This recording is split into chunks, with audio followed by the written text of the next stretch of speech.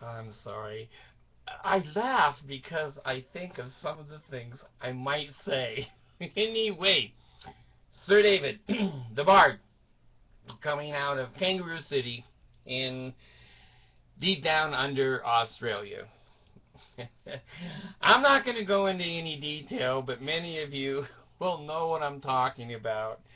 There was a bunch of kangaroo shit on my doorstep in the last few days. I just got rid of it. Just swept it out in the street.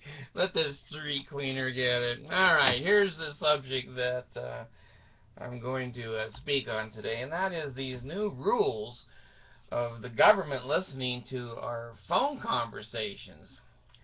Now, at first, I was shocked. At first, I was shocked. Now, all of you are too damn old. Or young. God dang. I'm talking to the dead people in the celestial kingdom. We used to have a party line when I was a teenager. And there were like two people on the line. So if we picked up the line, we might hear the other person talking, and then we would just respect them and hang up, or we'd say, hey, I gotta call my girlfriend, would you clear the line? And they would say, screw you. And there are all kinds of things with a party line. Well, that's the closest thing I've ever had to someone listening to my conversations until I started doing the Bard show. It's surveilled all the time. The more mature surveils the individuals, the government, I don't care. Anyway, at first I was shocked. I thought, well, gosh, big government. And, I'm in the middle here. I'm in the middle here, Democrat, Republican. I swept off. Anyway, the kangaroo crap. It was deep. It was deep. But anyway, I'm in the middle. I voted for Nixon. I voted for Reagan.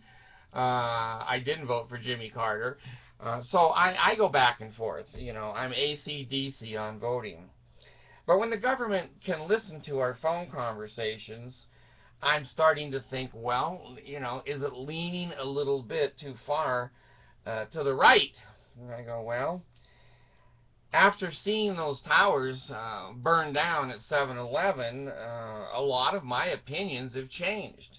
Now, we haven't had a major event of terrorism in the United States since Barack Obama has come in there. Is he a hero? I don't know. I don't know if he's a hero. Between shining shoes and carrying luggage and being president, this guy's busy. This guy's busy. Now, I know he's athletic and he break dances. Sometimes he shoots baskets. But damn, should he let people listen to our phone conversations? Well, here's where I am, okay? I think there's only two ways to keep the American people safe, and I think he's taken the better way. Take their guns away. All guns. Anyone that has a gun in the United States is shot on sight. Shot on sight. Take all the guns away from this society, and you'll stop AK-47s and the idiots that are pulling the triggers from coming into a movie theater and killing your children. Shoot the bastards. Anyone that's got a gun, they don't have enough self-esteem without a gun. They can't protect themselves with their hands or a broomstick. Hell, shoot their ass. Well, how practical is that one? All of my people from the right go, see the bastard. That's not going to work, folks. And here's why I kind of agree with my friends, and I don't get political, you know that.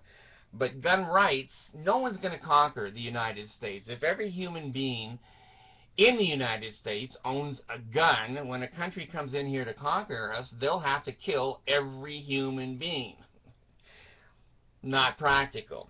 Now, listening to our phone conversations, is it going to solve everything? Of course not. Is it going to solve a lot of things? I think so. This damn internet shit and this technological society, the technology society that we've created is an angel and a devil.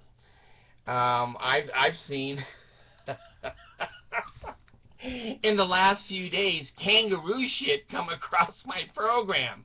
You know, there are people out there that are certainly smarter than I am on computers, and they got nothing to do. They have no sex life, so they just masturbate on the keyboard with their fingers, and they will threaten you.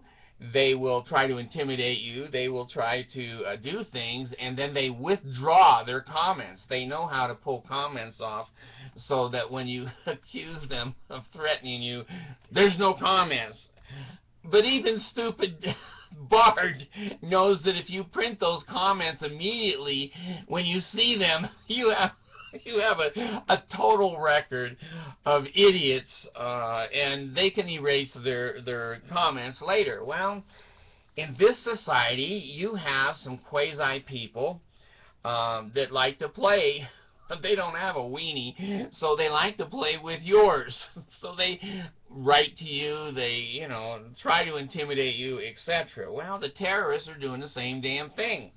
They're using the telephone, they're using the satellites, and they're using all kinds of advanced technical equipment that most of us, you know, we're just living a life. We don't know a lot about. I had my computer the other day turned over to somebody else. I was having trouble with my video camera system, and the company told me to type in some shit. I did, and suddenly they have my computer. The little mouse is moving around. I go, holy shit, look at the mouse moving. He says, yeah, I got it. I'm taking care of it. So these advanced kinds of things, most of us, our lives are too important. We have a life.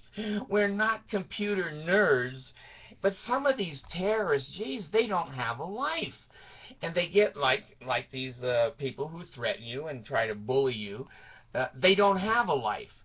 So they're trying to make up a life, a religious life. God told me. God appeared to me. Well, what are you going to do? I say the better of the two evils is listen to our phone conversations and know that when we're on the phone, just like we're in big box stores in the parking lot, we're on camera. Behave. Now, those of you, what is the number? It's not... What are the sex numbers? I've never called the sex number before. I should, so I have some experience with it. 96969 or something. I don't know. But anyway, if you're calling sex hotlines, I don't know. I'd like to get a government job and be the one listening in, making sure you're not a terrorist. You're just looking for sex. You're not a terrorist. Well, what do you do? What do you do? There's a certain degree of privacy that we're losing, but damn, the world is changing. The world is changing. And if a terrorist sends emails into foreign countries and they're on the internet looking at bomb sites, if we can catch that shit, I think we should. When I see the innocent people that are killed by these fanatical, you know, terrorist type people, including some political people, which I don't do political stuff. That's the kiss of death. Anyway, the Barge says, listen to the phone conversations. Give us a fair warning if we call sex numbers. And those of us that have affairs, please let us know when we're calling our mistresses that you're not going to call our wives. And you damn kids that are texting your sex organs to each other, when the government intercepts those and puts them on the front page and says, there's Mary Jane right there from Ohio, you go, holy crap! So, you know, are the airways part of our privacy? They used to be. They used to be. Are they now? I don't know. I'm growing up at the end of my life here into a very, very technical society that can listen to anybody anywhere. Satellites can look at your dog inside your house when you don't even open the windows. They know what you eat and what you wear and where you live and how many times you use the internet. The world, unless we become hermits, individual hermits, is a pretty unprivate place these days. my recommendation to myself is don't do shit. Just obey the law. Don't do shit, because everybody that does shit is going to get caught. Eventually, they're going to get caught. And so maybe it will make society better. Those of you that are running around with AK-47s illegally and trying to intimidate people on the internet and trying to scare people, if you didn't have a gun, your penis wouldn't scare anybody. So what do? You can't kill all the people with guns. Go ahead, open up the airwaves and let the world know who these criminals are and who these assholes are. It'll help us with crime in our country, and fingerprinting and forensic medicine, or forensic, not medicine, I don't think, forensic investigations.